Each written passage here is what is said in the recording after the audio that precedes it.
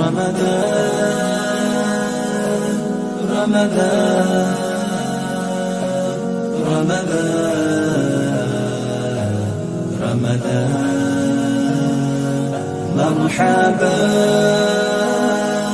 يا رمضان مرحبا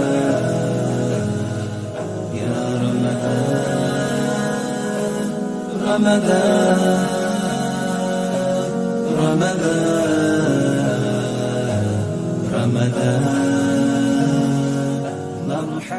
الحمدللہ والصلاۃ والسلام علی رسول اللہ، اما بعد.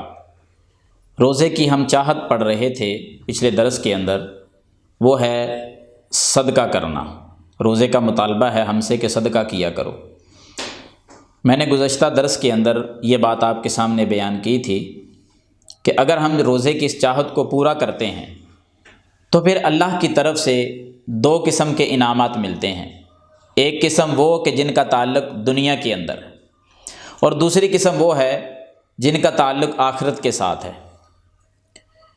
یاد رکھیں کہ پچھلے درس کے اندر ہم یہ بیان کر چکے ہیں کہ روزے کی اس چاہت کو پورا کرنے سے جو انعامات، جو رحمتیں اللہ تعالیٰ کی دنیا میں بندے پر برستی ہیں، ان کا ذکر ہم کر چکے ہیں.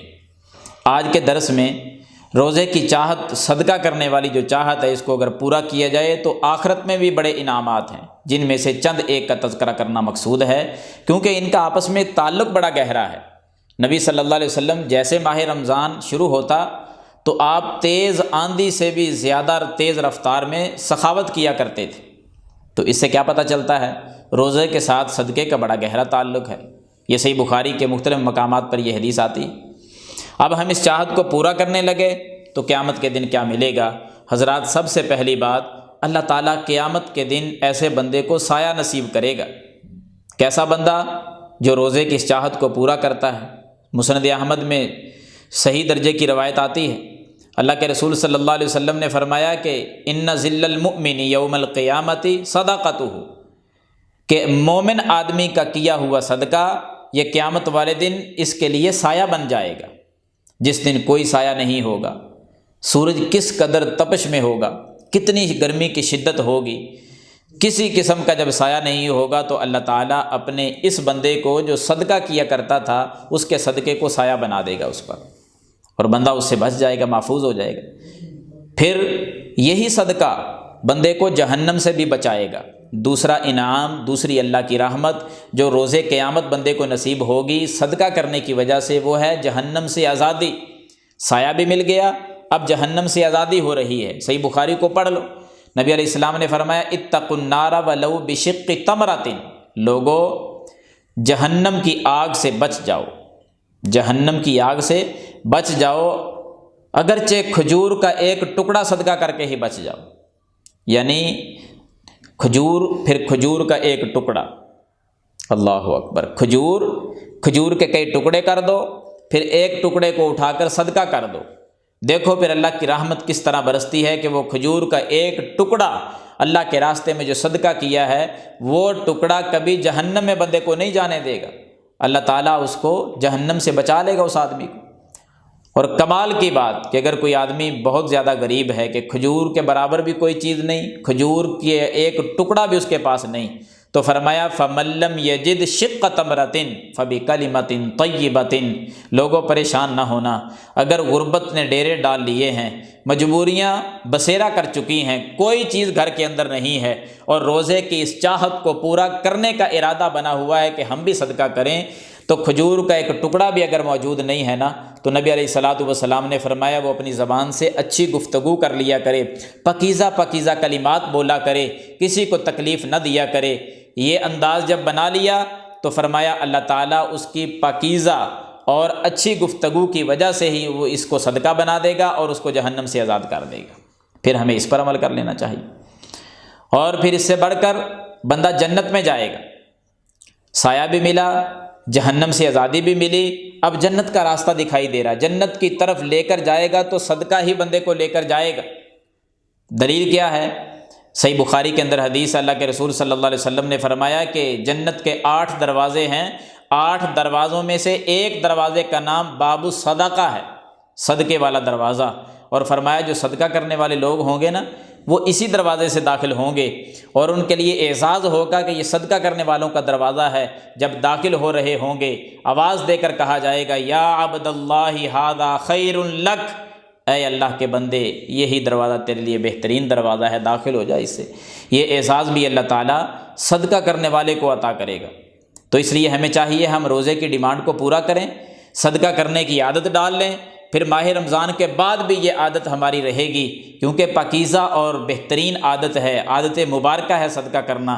یہ ہمیں نصیب ہو گئی تو یقیناً پھر جہنم سے آزادی بھی ہے، پھر جنت کا داخلہ بھی ہے۔ روز قیامت یہی صدقہ ہمارے لیے سایہ بھی بن جائے گا، اور یہ کتنا مضبوط ترین ہے۔ یاد رکھنا جو کسی کو کھلانا ہے نا، کسی کو صدقہ دینا، اصل بچنے والی چیز ہی وہ ہوتی ہے، قیامت کے دن اسی نے تو کام آنا ہے۔ یہ دنیا میں رہ کر اور بہت زیادہ کھاتے رہنا، بہت زیادہ فضول خرچیاں کرتے رہنا، یہ بھی کوئی کمال کی بات ہے؟ یاد رکھنا کمال کی بات یہ نہیں کہ بندہ فضول خرچی کرے، کمال کی بات یہ ہے کہ کسی غریب کے منہ میں لقمہ چلا جائے، کوئی بھوکا ہمارے پیسے سے سیر ہو کے سو جائے، کوئی لباس کی وجہ سے تنگ ہے تو ہمارے پیسے سے اس کے جسم پہ لباس آ جائے، کوئی جوتے کی وجہ سے تنگ ہے، کوئی بچوں کی پرورش کی وجہ سے تنگ ہے، ہماری دولت ہمارا پیسہ ان پہ خرچ ہو گیا، تو کمال کی بات یہ ہے۔ یہ کوئی کمال نہیں کہ کئی قسم کا بندہ خود ہی کھاتا رہے اور کسی کے بارے سوچے ہی نہ۔ یاد رکھنا ایک شعر کے اندر کسی اہل دل نے بڑی پیاری بات کہی ہے، کمال کا شعر کہا ہے اس آدمی نے۔ وہ کہتے ہیں کہ جو کھا لیا وہ گندگی، جو کھلا دیا وہ بندگی، جو دے گیا وہ لے گیا، جو جوڑ گیا وہ چھوڑ گیا۔ اس پر جتنا بھی غور کرتے رہیں یقیناً بڑے کمال کے الفاظ ہیں کہ جو بندہ خود کھاتا ہے وہ گندگی بن جاتا ہے، جو کسی کو کھلاتا ہے وہ بندگی ہے، اصل میں وہ عبادت ہے، اور جو لے گیا، جو کسی کے سامنے یعنی کسی کو اس نے دے دیا، جو دے گیا وہ لے گیا۔ کیا مطلب؟ جو کسی کو صدقہ دے گیا نا، کر گیا، اصل میں تو وہی لے کر گیا ہے، فوت ہونے کے بعد وہ لے گیا۔ اور جو جوڑا اس نے، جو جوڑ گیا وہ چھوڑ گیا، جو جوڑا تھا وہ تو چھوڑ کر قبرستان چلا گیا۔ بندگی کرنی ہے جو ساتھ لے کر جانا ہے، تو پھر دوسروں کو کھلاؤ اور دوسروں کو دیتے رہو، صدقہ کرتے رہو، انشاءاللہ روزے کی ڈیمانڈ کو پورا کرو تو سارا کچھ نصیب ہو جائے گا۔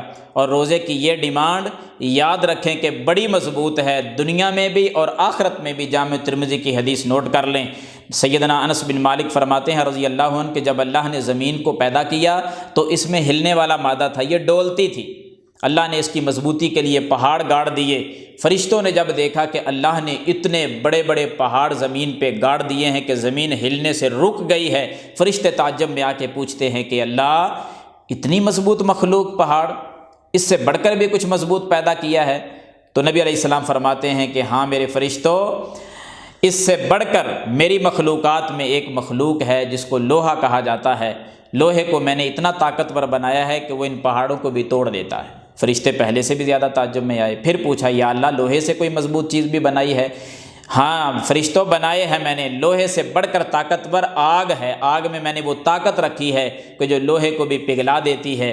فرشتے پہلے سے بھی زیادہ تعجب میں پوچھتے ہیں یا اللہ آگ سے بڑھ کر بھی کوئی طاقتور چیز ہے؟ فرمایا ہاں، پانی میں نے اتنی طاقت رکھی ہے کہ آگ پہ ڈال دیے جائے تو آگ کو بجھا کے رکھ دیتا ہے۔